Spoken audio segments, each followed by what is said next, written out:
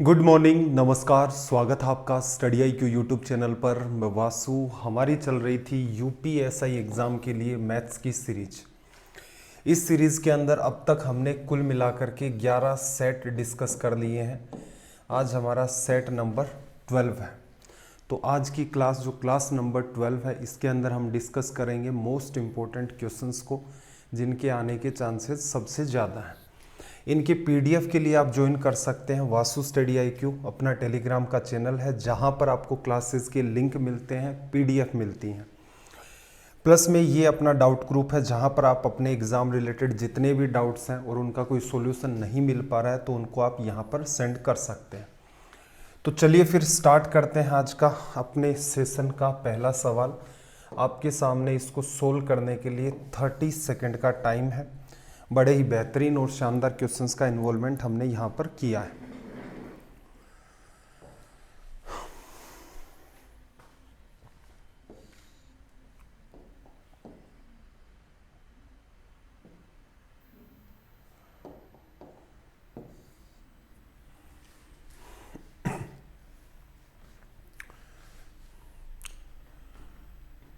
चलिए भाई, देखते हैं इसका क्या सॉल्यूशन होगा।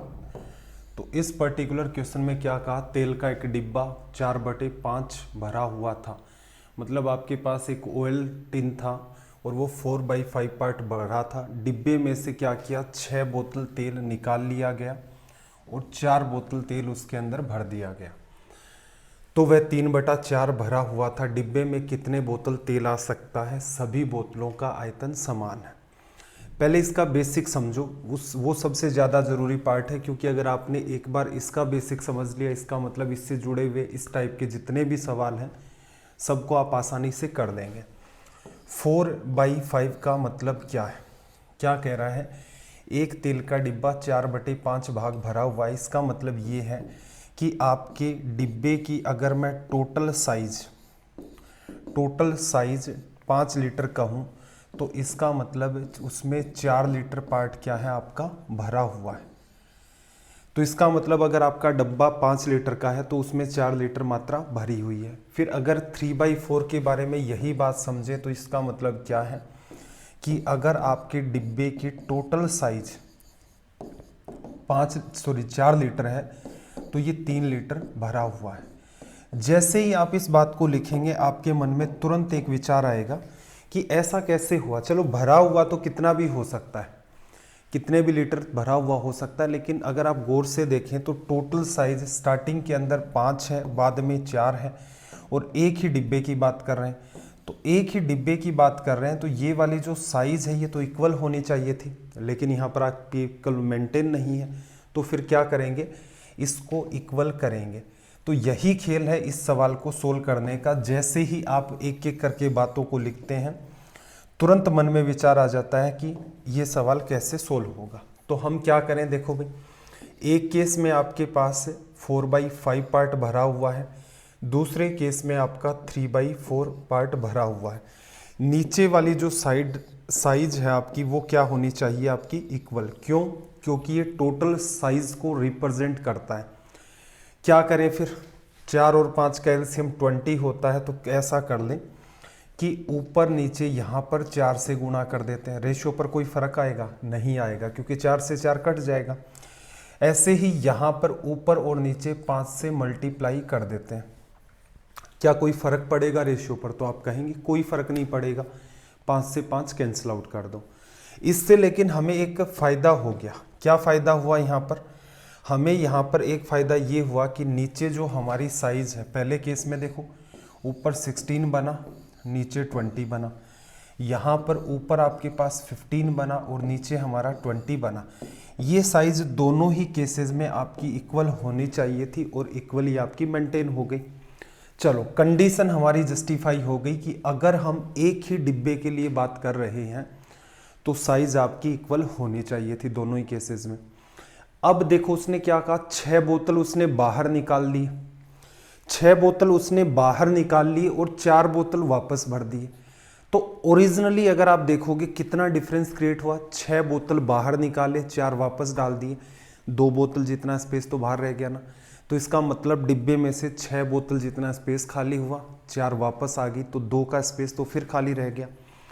तो यहाँ ये बात आपको अच्छे तरीके से बता रही है कि देखो 16 बोतलों जितना स्पेस था, 15 जितना रह गया, तो एक फाइनली खाली हो गया।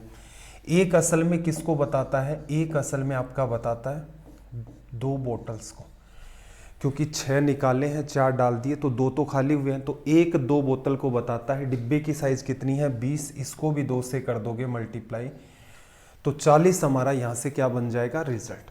आसान है। हमेशा क्या करें? सवाल को ध्यान से पढ़ें, सबसे इंपॉर्टेंट बात आपकी यही होती है। नेक्स्ट क्वेश्चन आपके सामने, 20 सेकंड का आपके पास टाइम है, जल्दी से आप इस क्वेश्चन को डील करके बता दो कि इसका रिजल्ट क्या होगा।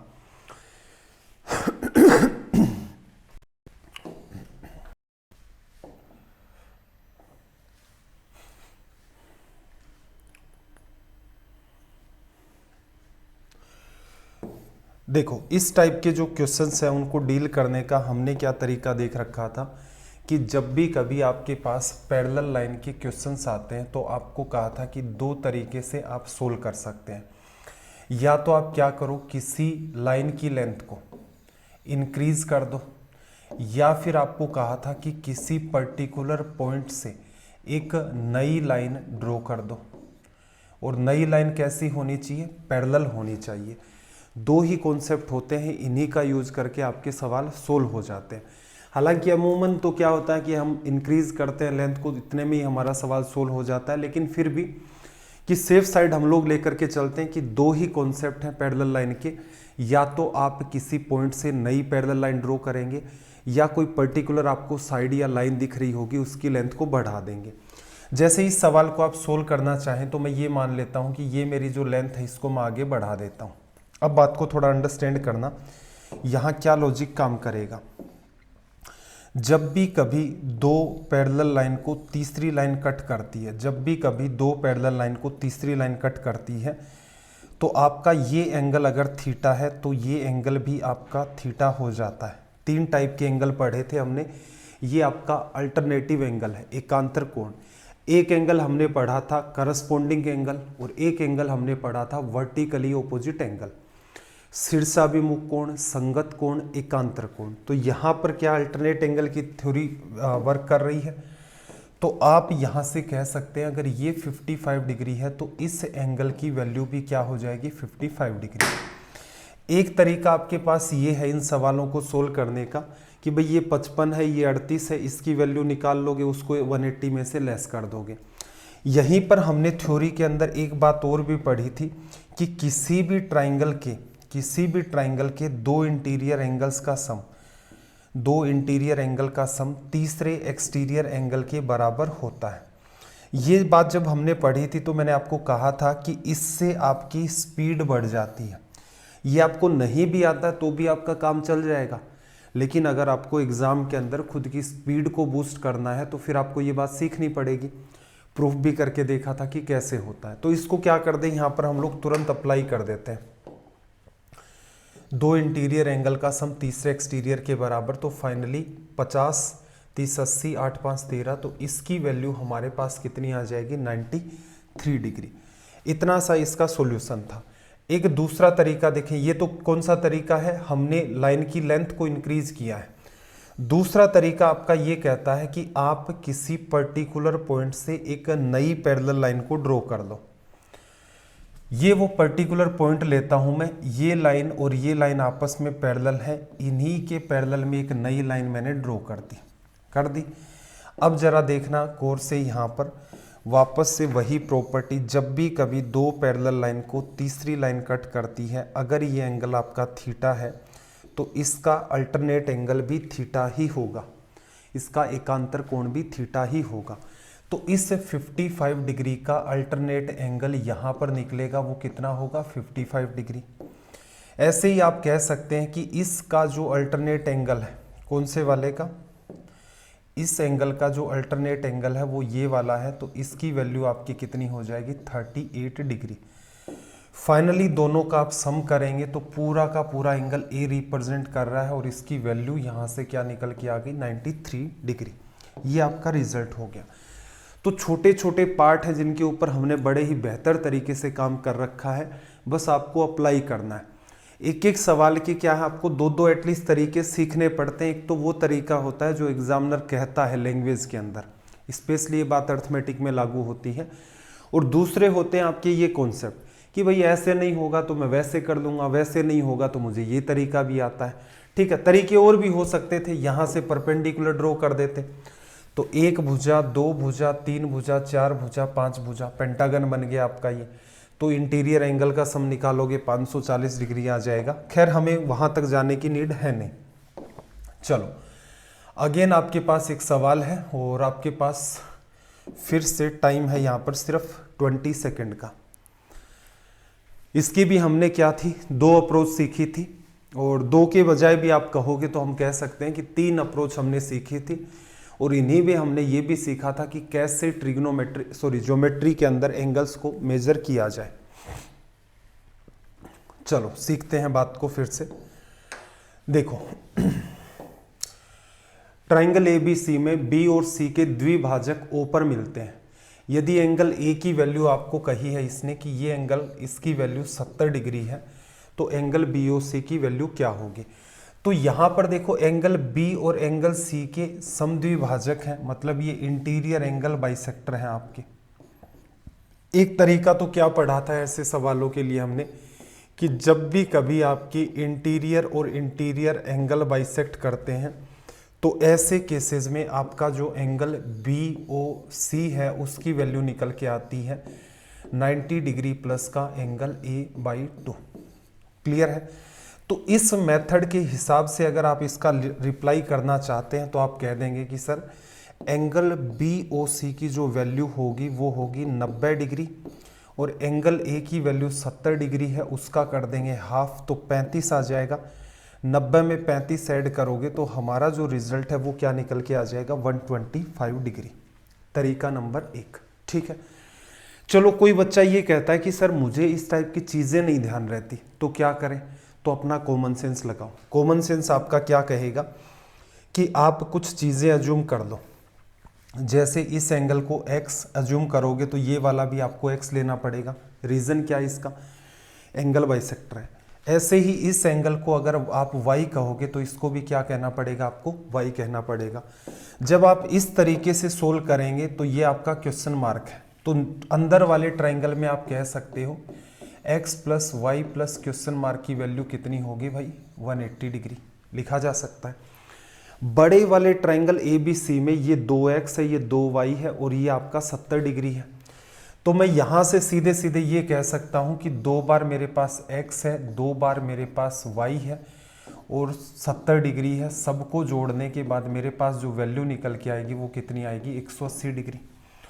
70 उधर से लेस कर दोगे तो कितना बचेगा, 110। x प्लस वाई की वैल्यू यहाँ से कितनी आ जाएगी आपके पास, 55 डिग्री। इस वैल्यू को उठा करके आप यहाँ रखोगे तो क्वेश्चन मार्क का रिजल्ट देखना, 180 में से 55 को लेस कर दोगे तो 125 डिग्री। ठीक है। यहीं से एक काम की बात और निकल के आती है कि जब भी कभी आप मानते हैं चीज़ों को, x मानते हैं, y मानते हैं, z मानते हैं, तो हमेशा विचार करना यार x क्यों मान रहे हैं हम लोग, y क्यों मान रहे हैं, क्यों ना हम लोग कोई वैल्यू ही मान ले। वैल्यू भी आप ज्योमेट्री के अंदर अज्यूम कर सकते हैं, बस ध्यान क्या रखना है, कोई भी आपकी प्रॉपर्टी डिस्टर्ब नहीं हो। बात नंबर 1, कोई भी आपकी सवाल की कंडीशन है वो डिस्टर्ब नहीं होनी चाहिए। तो कैसे डील करोगे, देखना जरा, कोई भी आपकी प्रॉपर्टी डिस्टर्ब नहीं होनी चाहिए और कोई भी आपकी कंडीशन डिस्टर्ब नहीं होनी चाहिए। तो मैं क्या कर लूँ भाई, यहाँ पर एंगल बाइसेक्टर थे तो इनकी वैल्यू मैं ले लेता हूँ 10 डिग्री और 10 डिग्री हो गई। 10 10 20 तो ये हो गया, 70 ये हो गया। तो ट्राइंगल ABC में 2 एंगल का सम 90 डिग्री है, तो ये कितने का होगा, 90। लेकिन हमें इसके भी तो 2 टुकड़े करने पड़ेंगे क्योंकि एंगल बाइसेक्टर है, सवाल की कंडीशन है, तो 45 45 लेना पड़ेगा। दूसरा इंटीरियर एंगल का सम ट्राइंगल के अंदर क्या होता है, 180 डिग्री, तो उसे भी तो मेंटेन करना पड़ेगा। अब देखो ये 45 डिग्री है, 10 डिग्री है, 55 डिग्री है, तो बचा हुआ एंगल आपका कितना आ गया, 125 डिग्री। ठीक है। अब आपकी अगर इस मुद्दे के ऊपर कमांड ठीक बन रही है तो एक बात और मैंने आपको सिखाई थी कि भाई अज्यूम करने पर अगर आप आ ही गए हैं कि भाई अज्यूम करने से ही सवाल होगा, तो अज्यूम करने का जो तरीका है उसको इतना एक्सट्रीम लेवल पर ले जाओ कि कैलकुलेशन बहुत आसान हो जाए। कैसे? मैं इसको एंगल बाइसेक्टर लिया, मैंने ये कोण 0 डिग्री और 0 डिग्री ले लिया। अब कोई बच्चा कहेगा कि सर 0 0 थोड़ा ना होता है ट्राइंगल में। नहीं होता है, लेकिन हम ना तो कंडीशन डिस्टर्ब करेंगे कौन सी, एंगल बाइसेक्टर की, ना ही हम किसी प्रॉपर्टी को डिस्टर्ब करने वाले हैं कि इंटीरियर एंगल का सम 180 के बजाय कुछ और कर दे। तो अब आप देख पा रहे होंगे ये 0 है, ये 70 है, तो ये एंगल 110 होगा। इसके 2 बराबर आप टुकड़े करेंगे तो कितने कितने हो जाएंगे, 55 डिग्री के। इस ट्राइंगल में एक एंगल आपका 0 है, एक 55 है, तो बचा हुआ एंगल क्या हो गया, 125 डिग्री। तो ये वाली जो बातें आपको मैंने सिखाई थी यहाँ पर रेलवे की सीरीज के अंदर, हमने कई सारी बातों को डिस्कस किया था। ये चीज़ें आपको औरों से बेहतर भी बनाती हैं, क्योंकि बच्चे क्या अमूमन ये मान लेते हैं कि ये मुझे याद होगा तो मेरे से सवाल होगा। नहीं, ऐसा नहीं है। कुछ एक चीज़ें आप कह सकते हो कि अगर आपको उनके पैटर्न नहीं पता है तो फिर आप एग्ज़ाम में डील नहीं कर सकते, लेकिन बाकी तो हम लोग हर पार्ट के अंदर जी जान इसीलिए तो डालते हैं कि भाई कोई बच्चा ये कहता है कि सर मेरे से ज़्यादा फॉर्मूले याद नहीं होते, ये चीज़ें मेरे समझ में नहीं आती, तो ये तो मामला समझ आ ही रहा है। तो इन चीज़ों के ऊपर पकड़ बनाएं, क्योंकि एग्ज़ाम में सवाल नहीं छूटना चाहिए, इसीलिए जी जान लगाई जा रही है। वरना सीधे सीधे मैं भी इसका सॉल्यूशन करवा के निकल जाता कि भाई कर लो इसको 90 + a/2। चलिए भाई, आपके पास 20 सेकंड का टाइम है, इस सवाल को भी आप डील करें और बताएं कि इसका रिजल्ट क्या होगा।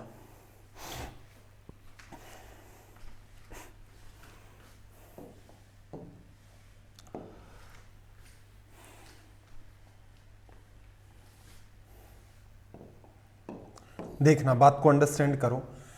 ऐसे केसेस के लिए फिर से मैं एक बात रिवाइज करवाता हूं, जो कि बहुत ही इंपॉर्टेंट बात है, कि आपके पास कोई ट्राइंगल ABC, कोई भी रैंडम ट्राइंगल है, ये भुजा C है, ये मैंने A मानी है, ये भुजा मैंने B मानी है। तो आपको एक बात सिखाई थी कि सबसे बड़े एंगल के ऊपर आपको एक बात ट्राई करनी है, क्योंकि सबसे बड़ा एंगल ही बताएगा कि ट्राइंगल कैसा है। ट्राइंगल में अगर सबसे बड़ा एंगल 90 डिग्री है तो नॉर्मल सी बात है बचे हुए एंगल आपके 90 डिग्री से बड़े नहीं हो सकते।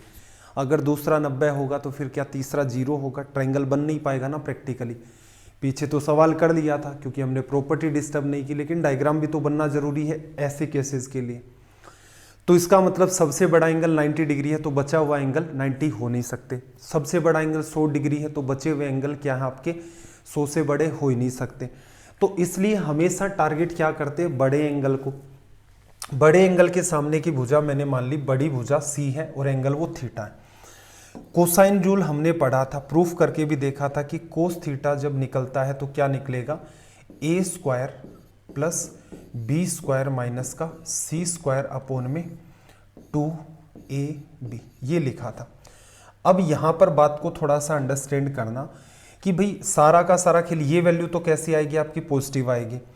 अगर मैं ये कह दूं कि ऊपर वाली मेरी वैल्यू 0 बन गई है, 0 तभी बनेगी जब आपका थीटा क्या होगा, 90 डिग्री।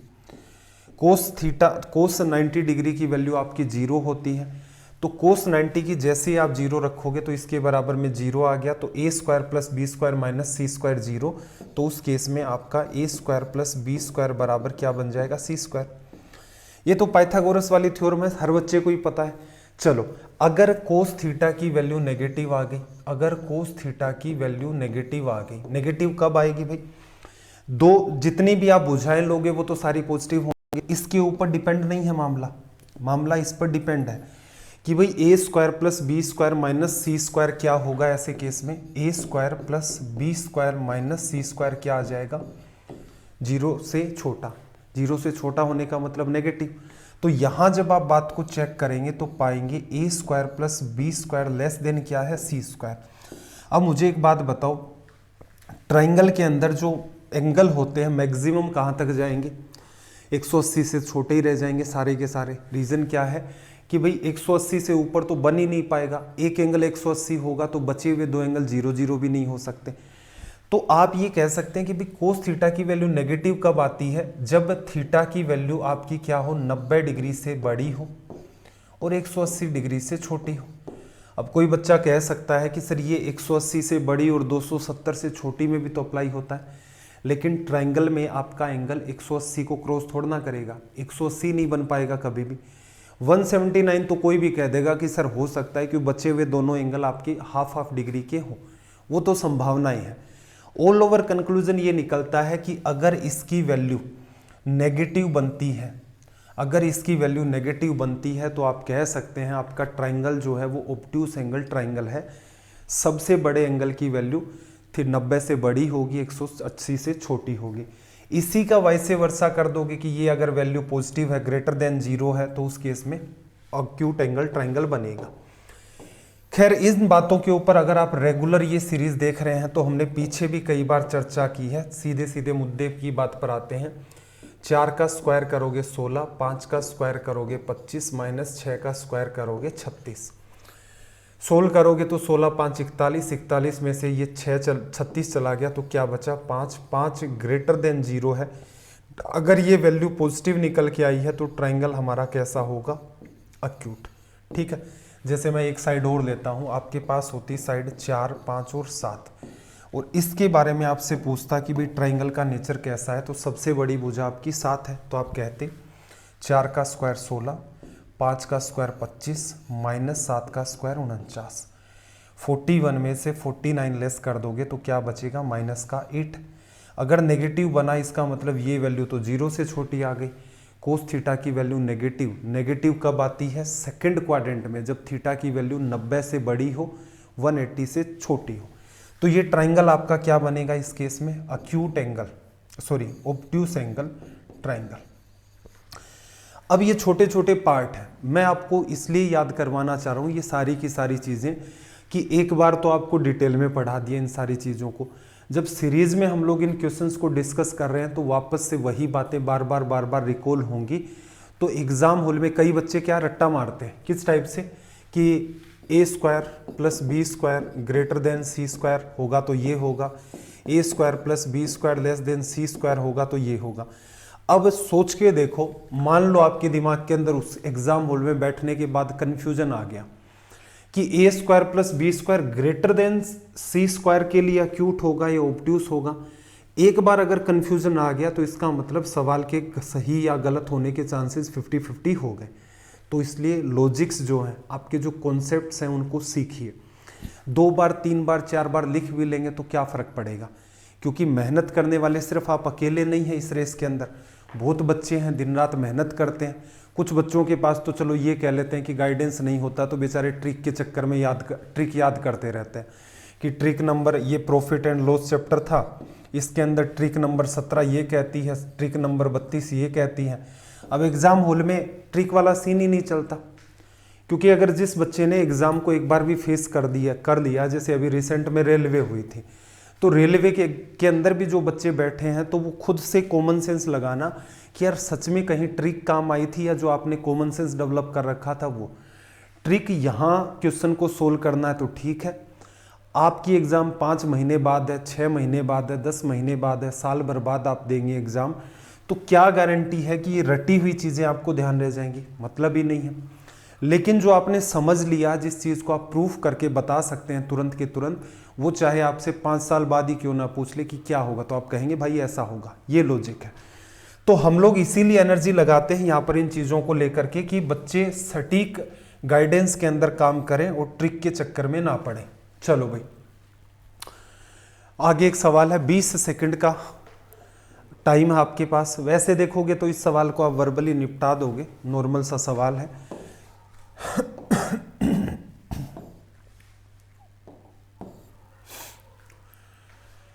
देखना भाई, इसने आपको यहां पर क्या कहा, एक त्रिभुज की अंतः त्रिज्या 6 सेंटीमीटर है, उसकी भुजाओं की लंबाई का योग कितना है आपका, भुजाओं की लंबाई का योग आपको दे रखा है 50 सेंटीमीटर। तो इसका मतलब इसने ट्रायंगल की जो पेरीमीटर है वो 50 बता रखी है, सेमी पेरीमीटर जो है आपकी वो 25 बता रखी है।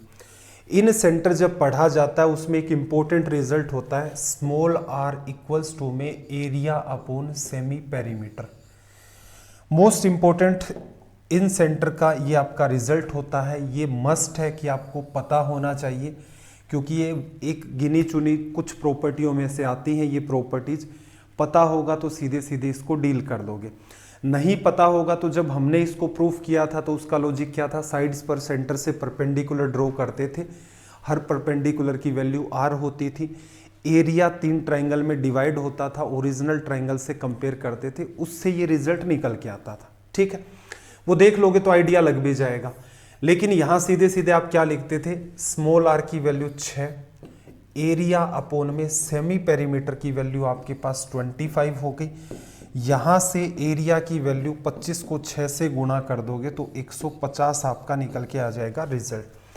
ये सवाल अगर आप ठीक ठीक दिमाग लगाते तो मेरा एक अनुमान है कि इसे आप माइंड में कर सकते हैं। एरिया क्या होता है, स्मॉल आर को सेमी पेरीमीटर से मल्टीप्लाई कर दो। स्मॉल आर आपकी 6 है, सेमी पेरीमीटर आपकी यहाँ पर कितनी है 25, 25 गुना 6 150। तो सवाल आपका वर्बली सोल्व हो जाता है। चलिए भाई आगे एक अलजेब्रा का सवाल है, 20 सेकंड का आपके पास टाइम है। मतलब ये भी वही सवाल है, वर्बली कर सकते हैं। 7 पैटर्न्स हम लोगों ने पढ़े थे।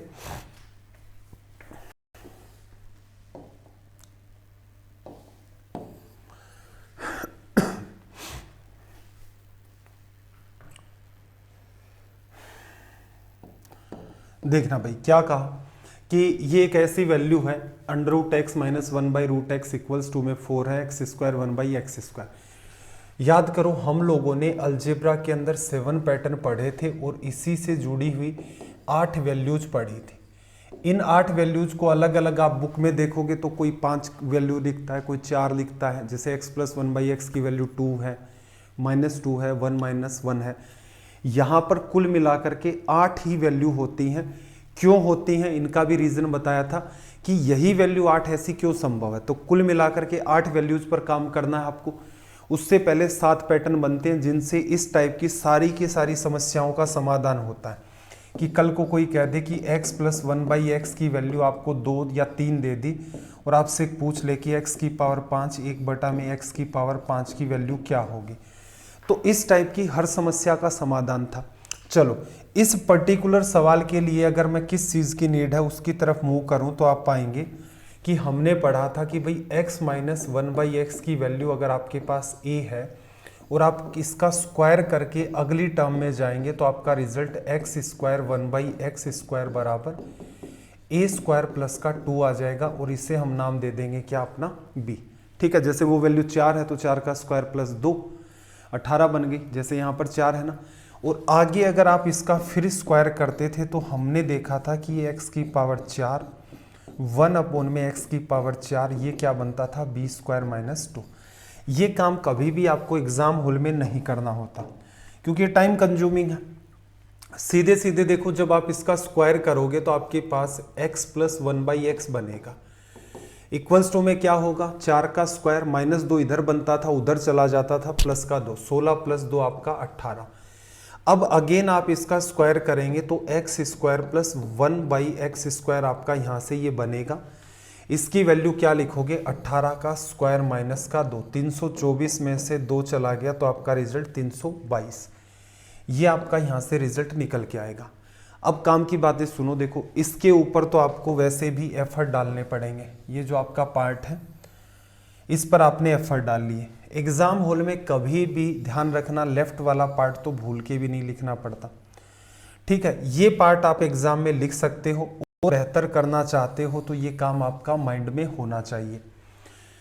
क्या करते स्क्वायर करते तो 4 का स्क्वायर प्लस 2 नेगेटिव टर्म है, स्क्वायर कर दोगे तो a स्क्वायर प्लस 2 होता है, 16 प्लस 2 आपका 18 हो गया। पॉजिटिव टर्म का स्क्वायर करोगे रिजल्ट a स्क्वायर माइनस 2 आता है, तो पॉजिटिव टर्म का स्क्वायर करोगे तभी ये स्क्वायर आएगा। तो 18 का स्क्वायर माइनस 2 324। ये ऐसा सवाल है जिसको आप माइंड में डील कर सकते हैं। बस इन पैटर्न्स को पढ़ने के लिए कम से कम आपको 1 घंटा निकालना पड़ेगा। 1 घंटे का मामला है, सर्च कर लें अलजेब्रा बाई वासु सर, सीधे सीधे आपको मिल जाएगा, वीडियो आप देख लेंगे। चलिए भाई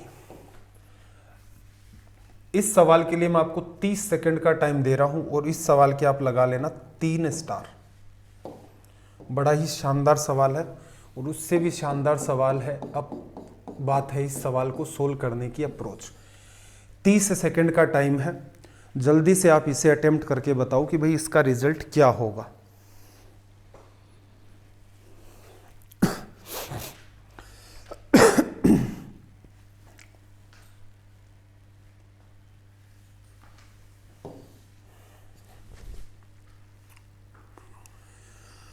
चलिए भाई, उम्मीद है कुछ बच्चों की तो बात बनी होगी ज़रूर। देखना इस पैटर्न के अंदर इंपॉर्टेंट बात क्या है, a plus A square plus A cube minus 1 बराबर 0 होता है। तो a क्यूब प्लस 1 अपोन में a, या इसको गौर से आप देखेंगे तो ये टर्म किसको रिप्रेजेंट करती है, a की पावर 4 प्लस 1 अपोन में a को रिप्रेजेंट करती है। तो बात नंबर 1 तो ये है कि ऐसे जब भी कभी आप सवाल देखें तो कम से कम जो बात आपसे पूछी गई है उसको थोड़ा बहुत अगर वो सोल्व होता है, सोल्व करके आप देख सकते हैं। ऐसा सवाल एक बार हम लोग सीख लेंगे तो उससे आपको इन फ्यूचर आइडिया रहेगा कि भाई यहाँ जो बात दी जाती है उसके थ्रू इस बात को निकालना है। अब आपका ध्यान गया यार इसमें तो a की पावर 4 है नहीं, ठीक है, तो क्या करें, और इसमें तो अजीबोगरीब टर्म्स है। तो देखो एक बार के लिए मैं अगेन इसको यहाँ पर लिख देता हूँ डिटेल में समझाने के लिए। आपके पास टर्म है a plus A square plus का a क्यूब माइनस 1 बराबर 0, ये आपकी इक्वेशन नंबर फर्स्ट है। अगर मैं इस इक्वेशन को a से मल्टीप्लाई कर दूं, क्योंकि मुझे नीड किसकी है, a टू दी पावर 4 की, अगर मैं मल्टीप्लाई करता हूं यहां से मेरे पास a स्क्वायर आएगा, a का गुणा कर रहा हूं सबको, ये मेरे पास a क्यूब आएगा, ये मेरे पास a की पावर 4 आएगा, माइनस का a बराबर 0 बराबर इक्वेशन 2। अब यहां से गौर से देखना कि भाई इसके इक्वल में इसके इक्वल में भी 0 है, तो इक्वेशन फर्स्ट इक्वल्स टू में आप 2 रखेंगे तो ये बात आपकी इधर चली जाएगी, इसके जस्ट सामने ये बात है। तो इधर राइट साइड में ए स्क्वायर लेफ्ट के स्क्वायर से कट गया, राइट का ए क्यूब लेफ्ट के ए क्यूब से कैंसिल आउट हो गया। लेफ्ट में आपके पास क्या बचा, ए माइनस 1 बराबर ए की पावर 4 माइनस का ए बचा। ये आपके पास ए की पावर 4 है, ए की पावर 4 है, माइनस इधर ले आऊंगा मैं प्लस, ये इधर चला जाएगा, आपके पास कितना आ गया 2a। इसे जब आप सिंप्लीफाई करेंगे तो गौर से देखना, a को मैं नीचे भेज देता हूं तो मेरे पास क्या बनेगा, 2 बराबर a to the power 4 plus 1 upon में मेरे पास आ गया a। तो यही बात मुझसे पूछी गई थी, इसका रिजल्ट क्या हो गया 2। इस सवाल को आप स्टार मार्क कर लेंगे, काफ़ी ज़्यादा इंपॉर्टेंट है। और सबसे इंपॉर्टेंट बात क्या है इस सवाल को सोल्व करने की अप्रोच, क्योंकि आप किसी भी तरीके से और कोई तरीका भी अगर आप काम में लेना चाहेंगे तो यहाँ पर जो बात है वो समझ से बाहर हो जाएगी कि भाई वैल्यू पुट करें तो क्या करें। तो क्या करना है, इसको थोड़ा सिंप्लीफाई करते हो।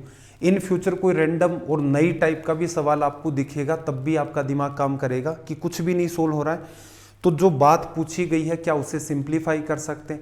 जैसे आपने सिंप्लीफाई किया तुरंत दिमाग में आया यार ए टू दी पावर 4 कैसे आया होगा, तो गुणा कर दो पूरे को ए से, तो इससे ये आपका कंक्लूजन निकल जाएगा। एक इंपॉर्टेंट सवाल था यहाँ पर आज का। चलो एक आसान सा सवाल है, 20 सेकेंड का आपके पास टाइम है, जल्दी से आप इस पर्टिकुलर क्वेश्चन को अटेम्प्ट करके बता दो।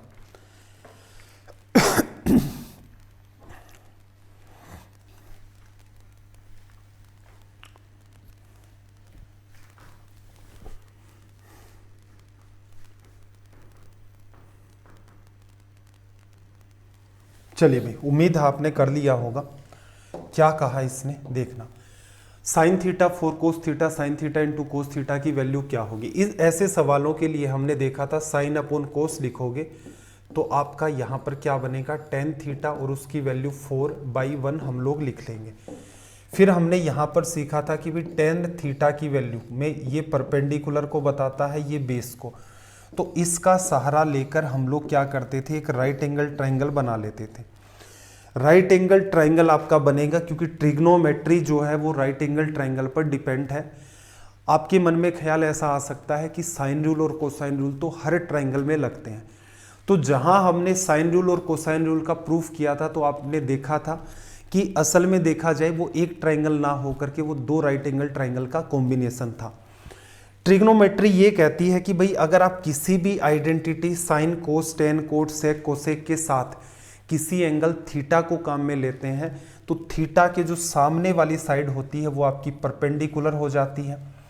90 के सामने हाइपोटेनस है तो बची हुई साइड आपकी बेस होगी। 4 और 1 की वजह से 16 और 1 आपका √17 ये बन गया perpendicular base hypotenuse. Sine theta आपको लिखना है तो आप क्या लिखेंगे, परपेंडिकुलर अपॉन में हाइपोटेनस, और अगर आपको कोस थीटा लिखना है तो आप यहां से लिखेंगे बेस अपॉन में हाइपोटेनस। अब देखना परपेंडिकुलर की वैल्यू 4, बेस की वैल्यू 1, तो ऊपर तो कितना आ गया 4 गुणा 1 4। यहां हाइपोटेनस √17, यहां भी √17, तो ये रिजल्ट क्या आ गया 4 अपॉन में 17। एग्जाम के लिए क्या कहा था, डायग्राम नहीं बनाना है, सीधे सीधे दिख रहा है 4 अपॉन 1, परपेंडिकुलर 4, बेस 1, साइन और कोस में 4 गुणा 1 आ गया, 4 और 1 की वजह से हाइपोटेनस √17, 2 बार वो आ गया। तो इस सवाल को इस तरीके से डील करना है कि तुरंत के तुरंत ये वाला माइंड में हो जाए। हमेशा ध्यान रखें कि आप अकेले ही नहीं है जो मेहनत कर रहे हैं, बहुत बच्चे हैं जिनको नीड है कि इसी बार जॉब मिल जाए, तो मेहनत बहुत बच्चे करते हैं, लेकिन आपको हमेशा सुधारवादी होकर के सोचना पड़ेगा। पॉजिटिव तो आपको सोचना ही सोचना है कि आप मेहनत कर रहे हैं तो बिल्कुल उसके नतीजे निकल के आएंगे, लेकिन मेहनत का भी एक तरीका होता है कि सटीक डायरेक्शन में नहीं करेंगे। जैसे एक बच्चे ने टारगेट कर दिया कि सर मैं हर रोज 100 सवाल लगाता हूं, ठीक है, तो और एक बच्चे ने टारगेट कर लिया कि सर मैं हर रोज सिर्फ 40 सवाल लगाता हूं। अगर दोनों एक ही तरीके से सवालों को सोल्व करते हैं तो जायज सी बात है 100 वाले के पास कॉन्फिडेंस ज़्यादा होगा। लेकिन अगर स्मार्ट तरीका किसी ने अपना लिया, जैसे ये तो सिर्फ क्या करता है सवाल को सोल्व ही करता है, ये सवाल है इसको ऐसे डायग्राम बना लिया सोल्व कर दिया, ऐसे ही 5 सवाल और सोल्व कर दिए, 10 कर दिए, तो गिने चुने 4-5 पैटर्न किए, उसने डिटेल में सोल्व किए, काफ़ी सारा टाइम लगा। एक ने स्मार्ट दिमाग लगाया कि भाई इस सवाल में ऐसा क्या है, इस सवाल में ऐसा क्या है जो मेरे साथ एग्जाम में और बच्चा बैठेगा और जो पढ़ के आया है उससे नहीं सोल्व होगा, उससे भी होगा, आपसे भी होगा। तो आपके पास एक ऐसी चमत्कारिक चीज है जिसकी वजह से आप इस सवाल को उस बच्चे से भी लीड के साथ कर सकते हैं, वो है टाइम बचाना। आप माइंड में करेंगे, आपका रिजल्ट आएगा 5 सेकंड में, वो बच्चा चित्रकारी करेगा, उसका रिजल्ट आएगा 20 से 30 सेकंड के अंदर। तो ये जो लीड है आपने ली है यहाँ पर आधे मिनट की, ये आपको उसके कंपैरिजन में आगे बढ़ा देती है। तो हमेशा ध्यान रखें सुधारवादी नज़रिया क्या होता है, आपको जो कुछ भी आ रहा है उसमें सुधार करें। जैसे प्रॉफिट एंड लॉस के चैप्टर के अंदर आपके पास कोई भी XYZ बुक है, उसके अंदर मान लो 200 सवाल है, आपने उनको 1 बार किया, 2 बार किया, 3 बार किया, इससे कोई आउटपुट नहीं निकलेगा। एक बार आपने उनको सीखा, उनके कॉन्सेप्ट को समझा, रटना नहीं है किसी भी चीज़ को। अगली बार जब आप उन्हीं सवालों को करते हैं तो प्रयास करें कि काफ़ी सारा पार्ट आपका माइंड में होना स्टार्ट हो जाए। तीसरी बार जब आप डील करेंगे तो आपको ये लगेगा कि इसमें करने लायक मुश्किल से 20 सवाल ही नहीं थे, बाकी सवालों में कुछ का पार्ट लगभग ही माइंड में हो रहा था, कुछ सवाल आधे आधे माइंड में हो रहे थे। तो ये नज़रिया आपको डेवलप करना पड़ेगा। चलिए भाई अगला सवाल आपके सामने, लैंग्वेज को रीड करें। अगेन आपके पास यहाँ पर 20 सेकेंड का टाइम है, 20 सेकेंड का आपके पास समय है यहाँ पर।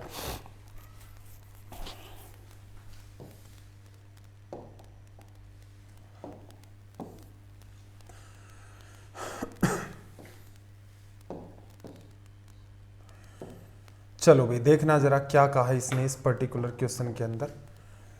देखो इसने क्या कहा कि वर्ष 2016 में एक कॉलेज में छात्रों की संख्या 2500, इनमें से 55% लड़के हैं, बाकी की लड़कियां हैं। 2017 में छात्रों की कुल संख्या में 12% का इंक्रीज आ गया। लड़कों और लड़कियों के बीच का अनुपात पिछले वर्ष से बदलता नहीं है। तो इसका मतलब ये जो इम्पोर्टेंट लाइन है ये वाली, अगर किसी बच्चे को ये बात नहीं पता है कि अनुपात क्यों नहीं बदला, भाई ऐसा क्या चमत्कारिक काम हो गया, अगर किसी बच्चे को ये बात पता नहीं है तो फिर वो इसके अंदर इधर उधर कुछ भी ट्राई करता रहेगा, बात नहीं बदलेगी। लेकिन अगर आपको ये बात पता है कि लड़के और लड़कियों के अंदर कुल संख्या में 12% की वृद्धि हुई, तो यहाँ पर अगर लड़के भी 12 बढ़ते हैं, लड़कियाँ भी 12 बढ़ती हैं, तो ऑल ओवर 12% का इंक्रीज हुआ। दोनों बॉयज़ और गर्ल्स दोनों 12% बढ़ेंगे, तभी जाकर के इनका जो अनुपात है वो नहीं बदलेगा, अदरवाइज क्या है इनका सिनेरियो चेंज हो जाएगा। अब चलो यहाँ पर डील करते हैं। डील करेंगे तो तरीका क्या है भाई, 2017 में लड़कियों की कुल संख्या ज्ञात करें। आपके पास शुरुआत में कॉलेज में 2500 स्टूडेंट थे, इनमें से आपके पास लड़कियों की संख्या कितनी, लड़के हैं आपके पास 55, तो लड़कियां हैं 45%, तो 45/100 लिख देता हूँ, इतनी लड़कियां थी। 12% ही आपके पास लड़कियां बढ़ गई, तो आप क्या कह दोगे, यहाँ पर 12% का इंक्रीज हुआ है तो 112 बटा में 100, 100% वो खुद है, 112 आपको फाइंड करना है। इसे जब हम लोग सोल्व करेंगे, ये 2 जीरो से 2 जीरो, 25 से काटा 4 बार, 4 से काटोगे 2 बार और 3 बचा, तो ये आपका 28 आ गया। चलो 28 का गुणा करते हैं 45 से, 28 गुणा 5 140, 28 गुणा 5 140 मैंने कैसे लिख दिया, टेबल तो आती नहीं है मुझे इतनी लंबी चौड़ी, तो देखना 28 गुणा 5 मैंने लिख दिया, 14 गुणा 2 गुणा 5 लीड करके। तो ये क्या होता है कि ज़रूरी नहीं है, देखो याद करोगे टेबल बहुत अच्छी बात है, नहीं याद है तो कम से कम कई बार क्या होते हैं, कुछ आपके जुगाड़ होते हैं, जैसे एक टाइप से जुगाड़ होता है, जुगाड़ नहीं है लेकिन ये एक्सट्रीम आपकी प्रैक्टिस होती है, तभी आप इसको जज कर पाते हैं कि नंबर्स को ब्रेक करना है, उसकी बेसिस पर कैलकुलेशन करनी है। तो हम लोग क्या करते हैं, बड़ा सा नंबर भी दिखता है उसके साथ भी चैलेंज करना स्टार्ट कर देते हैं कि कह देगा 127 को 43 से गुणा करना, उठा लेंगे, कोई समस्या नहीं है। 127 की टेबल नहीं आती है तो क्या है, जुगाड़ तो लगा ही लेंगे कोई ना कोई। तो वही काम मैंने यहाँ पर किया कि 28 गुणा 5 नहीं पता था, लेकिन 14 इंटू 2 इंटू 5 140 हो गया। कैरी आपके पास कितनी आई, 14। 28 को 4 से करना है, नहीं करना आता, 28 गुणा 2 56, गुणा में 2 112, 112 में 14 ऐड कर दिया तो रिजल्ट आपका 126 आ गया। तो ये रिजल्ट आपका क्या हो गया, 1260। ठीक है, सवाल की एक लैंग्वेज है जो इसको इंपॉर्टेंट बनाती है। चलो भाई, और अगर किसी बच्चे को कंफ्यूजन है कि सर रेशियो नहीं बदलता है, तो एक बार के लिए बात को सुन भी लो, वैसे हो सकता है दिमाग के अंदर कंफ्यूजन चलता रहे। देखो ऐसा क्यों हुआ है कि अगर मैं कहूँ मेरे पास बॉयज़ और गर्ल्स 55% लड़के हैं, 45 लड़कियां हैं, रेशियो लोगे परसेंटेज कट गया, 5 से कैंसिल आउट करोगे, 11 लड़के हैं 9 लड़कियां हैं। अगर मेरे पास लड़के और लड़कियां 12% नहीं बढ़ेंगे तो मेरा रेशियो बदल जाएगा। तो 11 लड़के हैं, 12% का इंक्रीज होकर के 11 का 112% हो गए, और यहाँ लड़कियां भी 9 का 112% हो गई। तो ये पार्ट इससे कैंसिल आउट हो जाता है और इस केस में आपका रेशियो नहीं बदलता। अगर यहाँ पर 11% होता, ये 13% होता, तो आप खुद कॉमन सेंस लगाओ, रेशियो चेंज हो जाता ना। तो इस सवाल के अंदर जो काम की बात थी आपकी, वो थी ये वाली। अगर आपको ये बात नहीं पता है कि कैसे डील होगा, फिर सवाल को छोड़ना पड़ेगा, कोई समाधान है नहीं, या फिर कोई तुक्का लगाना पड़ेगा। देखो 20 सेकंड का आपके पास अगेन इस सवाल को सोल्व करने के लिए टाइम है। जल्दी से आप इस सवाल को सोल्व करके बताएं कि इसका रिजल्ट क्या निकल के आएगा यहां से।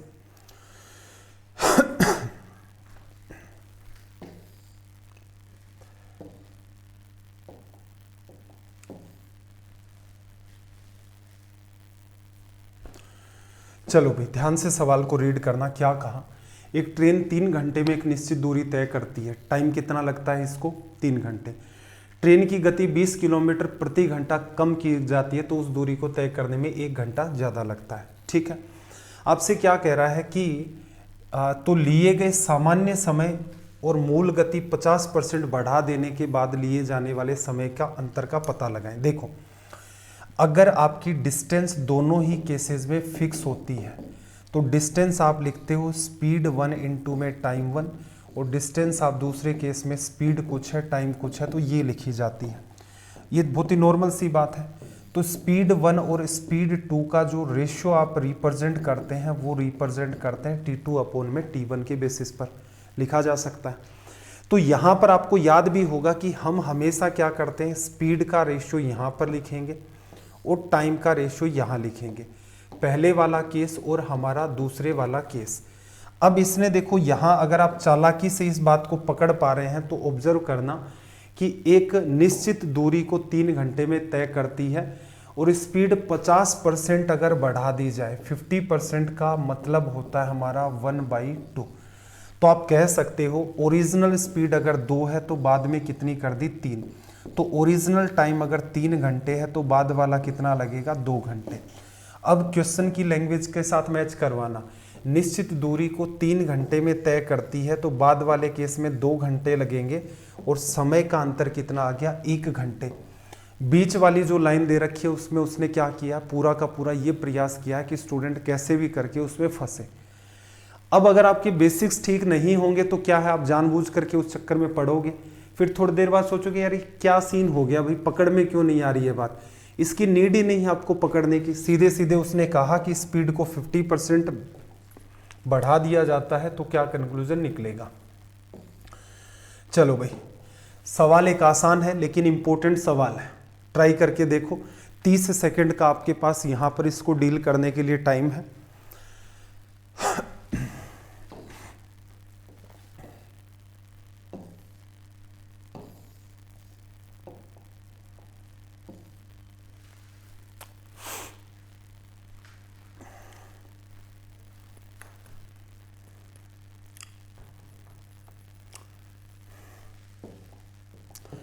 देखो क्या कहा, संगीता ने 15% के लाभ पर एक साड़ी बेची। अगर उसने साड़ी को 10% कम पर खरीदा होता, पिछले बिक्री मूल्य की तुलना में 400 रुपये अधिक बेचा होता, तो वह 33.33% का लाभ प्राप्त कर लेती। साड़ी का मूल लागत क्या है। सवाल इंपॉर्टेंट है, इंपॉर्टेंट वैसे तो सवाल, लेकिन ये जो कैटेगरी है, कुछ कुछ कैटेगरी ऐसी हैं प्रॉफिट एंड लॉस के अंदर जिनका रिपीटेशन बहुत ज़्यादा होता है, ठीक है, उसी कैटेगरी का सवाल है। तो बात को अंडरस्टैंड करना, ऐसे सवालों को हमने कैसे सीखा था, हमने सीखा था कि ओरिजिनल जो प्राइस है साड़ी की वो कितनी है, 100 रुपये, 15% के लाभ पर बेचती है, इसका मतलब 115 रुपये में वो इसको बेचेगी। फिर दूसरी बात क्या आती है कि अगर वो 10% कम में खरीदती, 10% कम में खरीदती, 100 का 10% 90, तो आपको मैंने एक बात बताई थी कि इस पॉइंट से इस पॉइंट पर जाते हो, इस पॉइंट से इस पॉइंट पर जाते हो, ये जो तीनों वैल्यू निकाली जाती हैं इनकी कैटेगरी वेरी इजी होती है, क्योंकि यहाँ आपके पास 100 मैनेज होता है, 100 से आप लेफ्ट साइड में जाते हैं, 100 से आप डाउन की तरफ जाते हैं, तो इनकी कैटेगरी आसान हो जाती है, ठीक है। चलो, इसमें कैलकुलेशन वाला सिर्फ और सिर्फ एक ही पार्ट आपके पास होता है, वो क्या है कि उसने 10% कम में खरीदा होता, पिछले की तुलना में 400 अधिक बेच दिया होता, तो 33.33% का लाभ होता। इस बार सामान 90 रुपए में खरीदा गया है, 33.33% क्या होगा, 1/3 होगा। इसका 1/3 करोगे तो कितना आ जाएगा भाई, 30 रुपए। तो फाइनली साड़ी को कितने रुपए में बेचा गया है, यहाँ पर 120 रुपए में। अब देखो फिर से एक बार, ये वैल्यू मानते हो, 100 मानते हो, इसके कंपैरिजन में इसमें जाना बड़ा ही आसान है क्योंकि 15 का लाभ है। यहाँ इस रेट में खरीदा, कुछ कम करके खरीद लेगा, 100 से कितने में खरीद लिया है, 10% कम करके 90 में। इस 90 पर लाभ हो रहा है 33.33 का, 1/3 हमने करके देखा 90 का, 90 का 1/3 30 आ गया, कितने में बेच दिया, 120 में। अब देखना जरा कि पिछले बिक्री मूल्य की तुलना में 400 अधिक, पिछला बिक्री मूल्य ये था, अब वाला कितना है, ये 5 ज़्यादा है, फिर कह रहा है 5 नहीं है, 400 रुपये ज़्यादा है। कितने गुना पर बैठा है, 80 गुना पर बैठा हुआ है। आपकी जो असल में कॉस्ट प्राइस थी वो ये वाली थी, इसको भी आप 80 से गुना कर देते तो कितना आ जाएगा, यहाँ से रिजल्ट 8000। ये हमारा आ गया रिजल्ट। चलो एग्जाम अप्रोच की तरफ और मूव करते हैं कि सवाल इंपॉर्टेंट है, तो क्या सीखा है उन सारी बातों को देखना। 100 में खरीदा, कितने में बेच दिया, 115 में, 10% कम करके 90 में खरीदा, 1/3 का लाभ लेकर 120 में बेच दिया। 5 का अंतर है, 5 बताता है 400 को, 1 की वैल्यू 400/5 और आपको 100 की वैल्यू चाहिए। 20 बार कट गया, गुणा करोगे 8000 आपका रिजल्ट आ गया, ठीक है। असल में देखा जाए एग्जाम में आपको ये बॉक्स बनाना था, इसके बाद आपका क्या है रिजल्ट तुरंत के तुरंत आ जाता है। 5 400 है, 1 की वैल्यू 80 होगी, 100 की वैल्यू 8000 होगी। तो हमेशा अपने दिमाग में एक बात ध्यान रखें कि आपको जो सवाल हर कोई कर सकता है, आप उस सवाल को उस बच्चे के कंपैरिजन में 50% टाइम में कर सकते हैं जो आपके साथ कंपटीशन की दौड़ में शामिल है या फिर जो सेलेक्ट होने के आसपास है। तो इन छोटी छोटी चीज़ों को आप हमेशा रिमाइंड रखेंगे, तभी आपकी स्पीड मेंटेन होगी और बाकी लेवल के सवाल हम करके वैसे भी बातों को मैनेज कर लेंगे। चलो अटेम्प्ट करके देखो भाई, 20 सेकंड का टाइम है, 40 सेकंड तक इसको आप ट्राई करके देखो।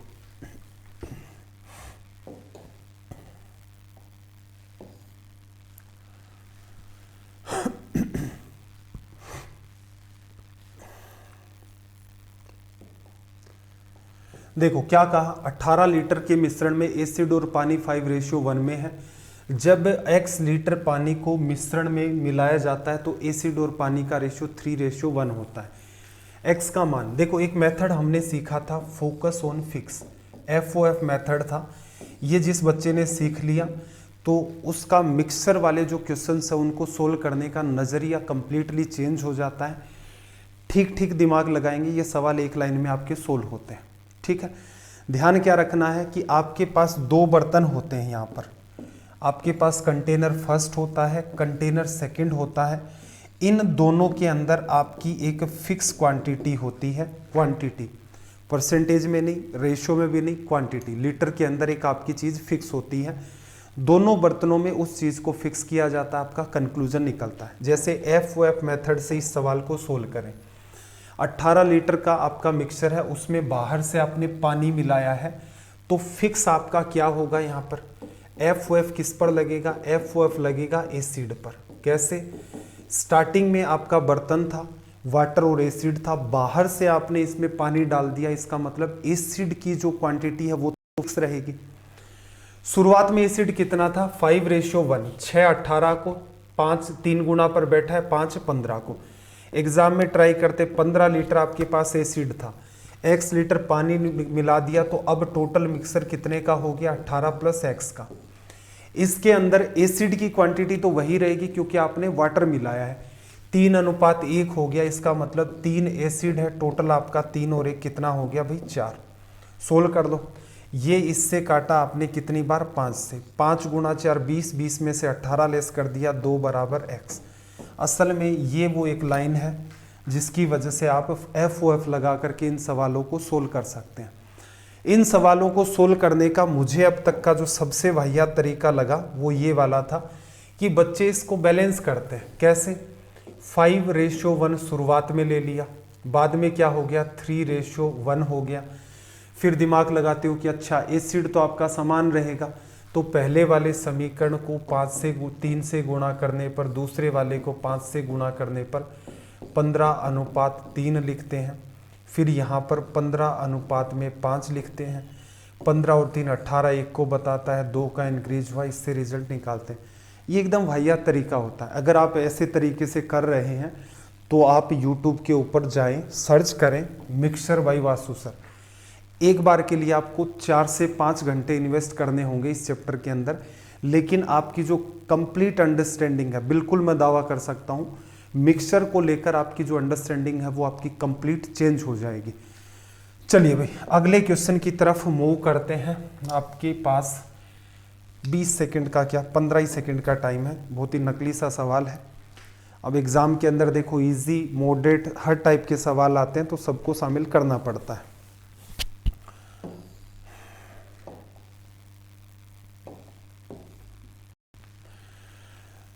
देखो क्या कहा इसने कि एक ट्रेन की गति 32 किलोमीटर प्रति घंटा है, 9 सेकंड में ट्रेन द्वारा तय की गई दूरी। 32 किलोमीटर प्रति घंटा को मीटर पर सेकंड में बदलना है, 5/18 से गुणा कर दिया। 9 सेकंड का टाइम है, 9 से 2 बार कटेगा, ये 16 बार, 16 5 आपका क्या हो गया 80।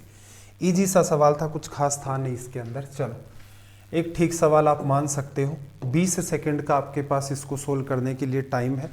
एक बार ट्राई करके देखें। यूनिट डिजिट का एक ठीक इंपॉर्टेंट आपका सवाल है।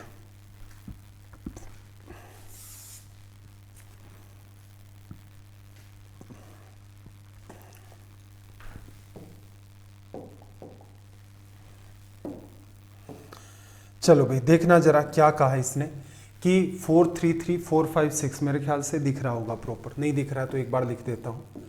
433 इंटू में 4 5 6, एक मिनट।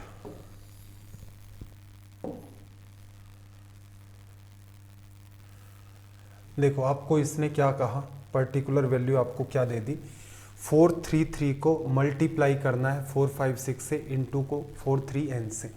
यूनिट डिजिट निकालने का तरीका क्या था, 3 को 8 6 से करोगे 18 की वजह से 8 आ जाएगा, उस 8 को मल्टीप्लाई करना है इस n से, तो इनकी वजह से यूनिट डिजिट आएगा और वो क्या होना चाहिए n+2। इसका मतलब समझो, अगर आप यहाँ 2 रखते हो तो यहाँ 4 मिलना चाहिए। अगर यहाँ पर आप 3 रखते हो तो यहाँ 3 और 2 5 मिलना चाहिए। अगर यहाँ 7 रखते हो तो यहाँ यूनिट डिजिट 7 और 2 मिलना चाहिए। ऐसे रख रख करके देखोगे तो हमारे पास तो कुल मिलाकर के 10 डिजिट होते हैं। तो बेटर क्या रहता है ऐसे क्वेश्चंस के लिए, बाई ऑप्शन चले जाओ। एक अगर आप रख के देखते हैं तो 8 गुना 1 8 आता है, 1 और 1 2 बनना चाहिए था, ये तो गलत हो गया।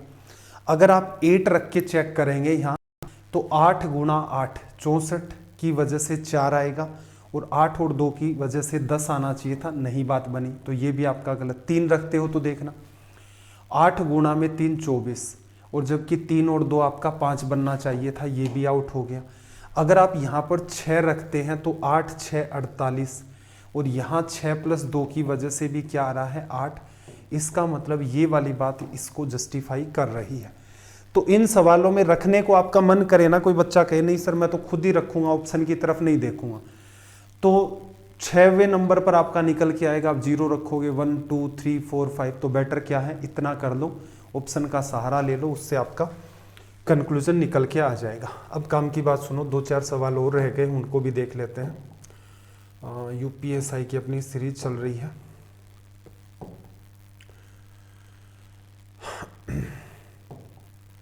एक मिनट, इसमें से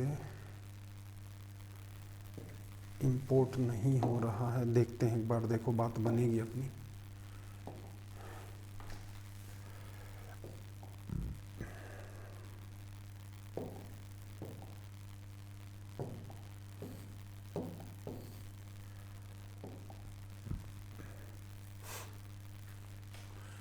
दो तीन सवाल बचे हुए हैं, उनको डिस्कस कर देते हैं। देखो क्वेश्चन नंबर फर्स्ट, देखो इसने क्या कहा, इसने आपको कहा, अगेन मैं टाइमर लगा देता हूँ, 15 सेकंड का आपके पास टाइम है, डील करके देख लो क्या रिजल्ट होगा। 3 की डिविजिबिलिटी है, मतलब वर्बली निपटा दोगे जहाँ तक मुझे लग रहा है।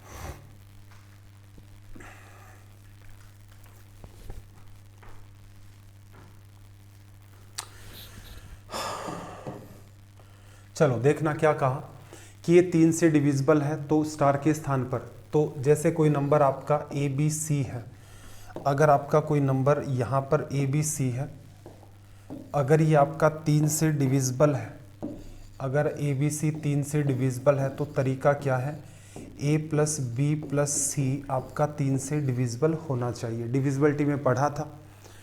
यहाँ पर भी क्या करना, आपको सबको जोड़ोगे, तो 8 4 12 13 14, 14 में 4 जोड़ा 18, 7 आपका कितना बना 25, प्लस स्टार डिविजिबल बाई क्या आपका 3 का डिवीजन करोगे, रिमाइंडर 1 प्लस स्टार के अंदर 3 का डिवीजन जाना चाहिए।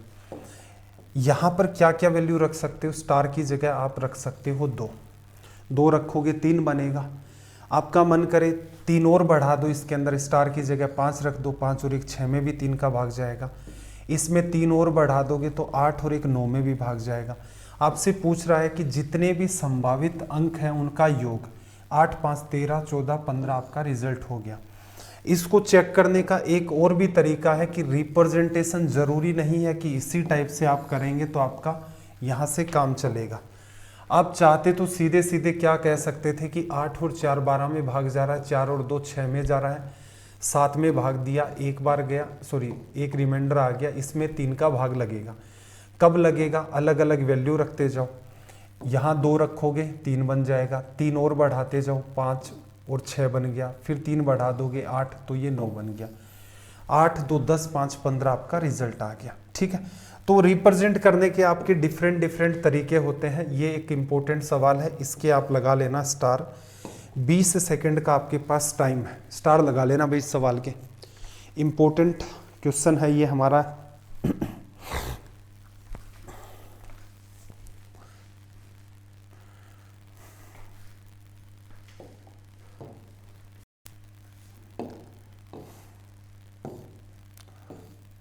चलो भाई देखना जरा क्या कहा, 7 अंडर रूट 7 देखो इसका तो आपको तरीका सिखाया था, क्या आएगा 7 2 टू दी पावर 1 2 और 3, 2 की पावर 3 बन गया।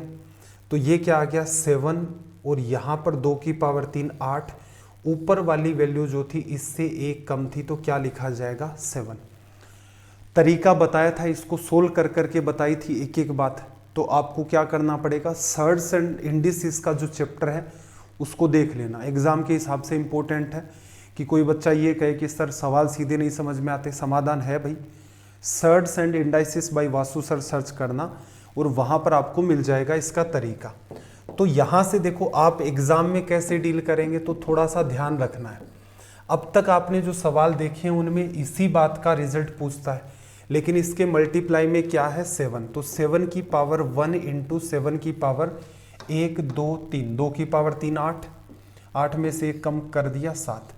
मल्टीप्लाई में आपकी पावर्स क्या होती हैं, ऐड हो जाती हैं, तो ये बनेगा 1 + 7/8। जब आप इसे सोल्व करेंगे तो 8 और 7 15, डिवीजन में 8। तो इस सवाल का पर्टिकुलर आंसर ये होगा। एग्जामिनर हो सकता है आपको इसके चक्कर में फंसाने का प्रयास कर ले जाए। ठीक है, ध्यान से करके देखना इसमें क्या चेंज हुआ है। आज की सीरीज का एक नकली सा सवाल, नकली भयंकरी नकली है, तो जाते टाइम नीचे कमेंट करके चले जाना कि होमवर्क का ये सवाल है आपका। चलो भाई, आज का सेशन हम लोग यहीं तक रखते हैं। अब काम की बात सुनो, इनकी पीडीएफ के लिए सेशन के स्टार्टिंग में आपको बताया था टेलीग्राम का चैनल है वास्तु स्टडी IQ नाम से, उसको आप ज्वाइन कर सकते हैं। इसके अलावा डाउट के लिए vastu study IQ doubt group को ज्वाइन कर सकते हैं। हमारे स्मार्ट कोर्सेज अवेलेबल हैं कहाँ, studiiq.com पर। अगर आप लैपटॉप या PC यूज करते हैं तो स्मार्ट कोर्सेज आप वेबसाइट के थ्रू भी ले सकते हैं। बहुत सारे कोर्सेज वहाँ पर फ्री में भी अवेलेबल हैं। इसके अलावा प्ले स्टोर पर जाएं और डाउनलोड करें स्टडी IQ ऐप। इस ऐप को अपने मोबाइल में इंस्टॉल करें तो इसके अंदर भी बहुत सारे, कुछ सारे पेड कोर्सेज नहीं है, ऐसा भी नहीं समझना आपको कि हर कोर्स की फीस लगती है, नहीं। बहुत सारे कोर्सेज वहाँ पर फ्री में भी अवेलेबल हैं जो कि YouTube के ऊपर नहीं है, लेकिन वहाँ पर आपको मिल जाते हैं। तो ऐप को डाउनलोड करना है, इंस्टॉल करना है और वहाँ से आप अपनी क्लासेस को देख सकते हैं। इसके अलावा सेशन आपको कैसे लगते हैं कमेंट करके ज़रूर बताएं। आपके अगर कोई सजेशंस हैं तो भी आप हमें कमेंट करके बता सकते हैं। चलिए फिर, आपका दिन रात सब मंगलमय हो। मिलते हैं अगली क्लास में। जय हिंद, जय भारत।